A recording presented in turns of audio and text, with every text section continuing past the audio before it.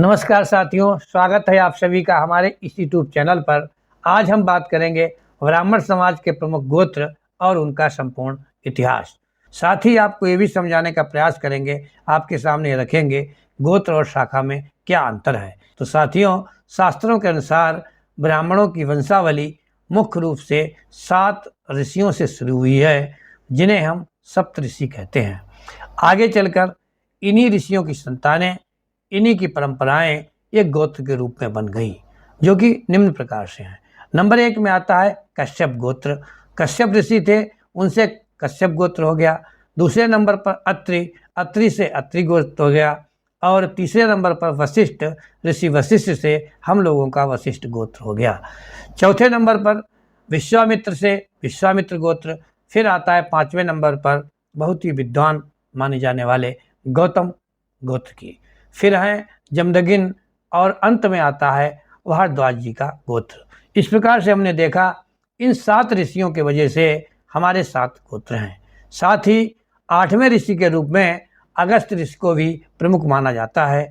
इन्हीं 8 ऋषियों की संतानें और शिष्य परंपरा आगे बढ़ी, जिसमें प्रमुख 49 गोत्र और बाद में हजारों उपगोत्र बने। तो चलिए अब जानते हैं कि हमारे समाज के ब्राह्मण समाज के जो गोत्र सबसे प्रसिद्ध हैं वो कितने हैं और उनका नाम क्या है।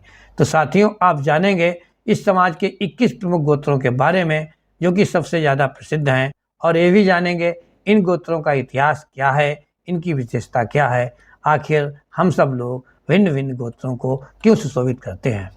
तो सबसे पहले बात करते हैं अत्रि गोत्र की। मूल सप्तऋषियों में से एक भगवान दत्तात्रेय के पिता, ये गोत्र ब्राह्मणों और यदुवंशियों की साझा विरासत का प्रतीक है। अर्थात यदि आप बात करेंगे तो इस गोत्र के लोग आपको ब्राह्मण जाति के भी मिलेंगे और यादव समुदाय में भी मिलेंगे। फिर हम बात करते हैं नंबर 2 पर आने वाले भारद्वाज गोत्र। ऋषि अंगरीष की परंपरा, आयुर्वेद और राजनीति के महान ज्ञाता, ये सबसे विशाल गोत्र समूह माना जाता है। फिर हम बात करते हैं नंबर 3 पर आने वाले कश्यप गोत्र के बारे में। तो ऋषि कश्यप, जिन्हें सृष्टि का सृजक भी कहा जाता है, धार्मिक अनुष्ठानों में इस गोत्र का स्थान सर्वोच्च है। अर्थात कश्यप गोत्र के लोग हैं वो बहुत ही धार्मिक अनुष्ठानों में व्यस्त रहते हैं। फिर हम बात करते हैं 4 नंबर पर आने वाले सांडिल्य गोत्र की। सामवेद की परंपरा और भक्ति सूत्रों के प्रेरणा इनको माना जाता है। अपनी बौद्धिक गहराई के लिए प्रसिद्ध हैं और इस गोत्र को भी ब्राह्मण समाज में उच्च गोत्र माना जाता है। अब हम बात करते हैं 5 नंबर पर आने वाले वशिष्ठ गोत्र की। सूर्यवंश के कुलगुरु, अनुशासन और आध्यात्मिक नेतृत्व की विरासत इसी गोत्र के पास में है। ये गोत्र भी बहुत ही पूजनीय है। फिर हम बात करते हैं नंबर 6 पे आने वाले कौशिक गोत्र की। राजऋषि विश्वामित्र के वंशज इनको माना जाता है। गायत्री मंत्र का ज्ञान देने वाला ये वंश दृढ़ संकल्प का प्रतीक है।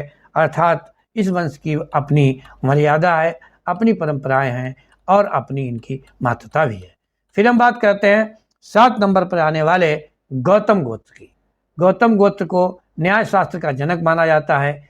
शिक्षा और कानून के क्षेत्र में इस गोत्र का हमेशा वर्चस्व माना गया है। इसीलिए जहाँ भी गौतम गोत्र के लोग रहते हैं वहाँ न्याय की बातें अधिक होती हैं। फिर हम बात करते हैं वत्स्य गोत्र की।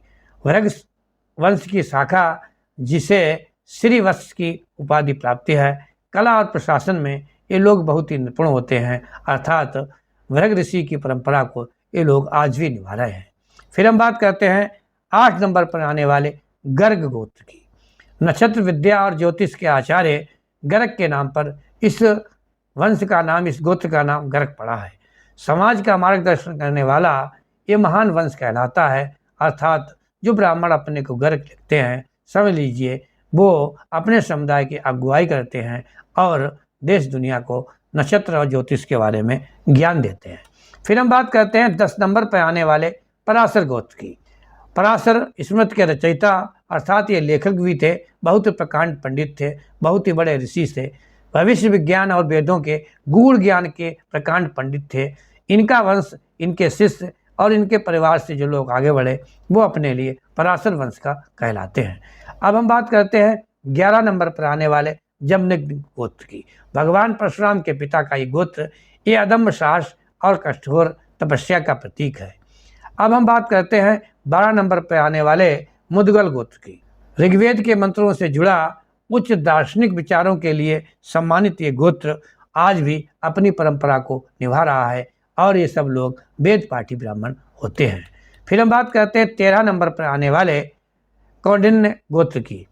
वेदों के संरक्षण के लिए विश्वविख्यात दक्षिण भारत का सबसे प्रभावशाली गोत्र, अर्थात शिक्षा, संस्कृति और जहाँ पर भी आपको आर्थिक समानता दिखाई पड़े, समझ लीजिए इस गोत्र के ब्राह्मण वहाँ पर निवास करते हैं। फिर हम बात करते हैं 14 नंबर पर आने वाले अगस्त्य गोत्र की। सनातन संस्कृति की दक्षिण भारत तक पहुँचाने वाले ऋषि, इनकी ही सांस्कृतिक एकता का प्रतीक ये गोत्र आज भी आपको बताता है कि किस प्रकार से हमारे देश में ब्राह्मणों का वर्चस्व सभी कोनों पर रहा है। फिर हम बात करते हैं 15 नंबर पर आने वाले कात्यायन गोत्र की। व्याकरण और नियमों को व्यवस्थित करने वाले ऋषि का ये वंश है। अनुशासन इनका मूल स्वरूप है। इस गोत्र के ब्राह्मण हमेशा अनुशासित रहते हैं और समाज में नियमों कानूनों को लागू कराने में अग्रणी रहते हैं। फिर हम बात करते हैं 16 नंबर पर आने वाले कंडव ऋषि की। महर्षि कंडव का वंश, जिन्होंने भारत को संस्कारित किया था, जिनके नाम पर ही हमारे देश का नाम भारत पड़ा। शिक्षा इनका आधार रहा है। कहा जाता है कि हमारे देश के महान राजा भरत इन्हीं के आश्रम में रह कर के पड़े बड़े हुए थे। फिर हम बात करते हैं 17 नंबर पर आने वाले अंगरस गोत्र की। ज्ञान की ज्वाला फैलाने वाले अग्नि ऋषि की परंपरा, ऋग्वेद की रचना में इनका प्रमुख योगदान है और ये हमेशा ज्ञान ध्यान की बात करते हैं। फिर हम बात करते हैं सावर्ण गोत्र की। मनवंतर परंपरा से जुड़ा प्राचीन गोत्र है। धार्मिक शुद्धता के ये रक्षक हैं और ये हमेशा उस परंपरा को आगे ले जाते हैं जो सदियों से चली आ रही है। अब हम बात करते हैं 19 नंबर पर आने वाले उपमन्यु गोत्र की। गुरुभक्ति और निष्ठा के प्रतीक ऋषि उपमन्यु का वंश है। यहाँ पर सबसे बड़ी बात है, यहाँ पर गुरु शिष्य परंपरा बहुत ही तेजी से बढ़ी और ये पूरे भारत में फैल गई। आज आप देखते हैं जो गुरुकुल शिक्षा की बात होती है तो इन्हीं ऋषि की वजह से ये परंपरा आगे बढ़ी और गुरुकुल में रह कर के छात्रों ने अध्ययन किया। फिर हम बात करते हैं 20 नंबर पर आने वाले दत्तात्रेय की। ये गोत्र जो है, इनको माना जाता है कि त्रिदेवों के स्वरूप की ज्ञान की परंपरा इसी गोत्र से निकाली।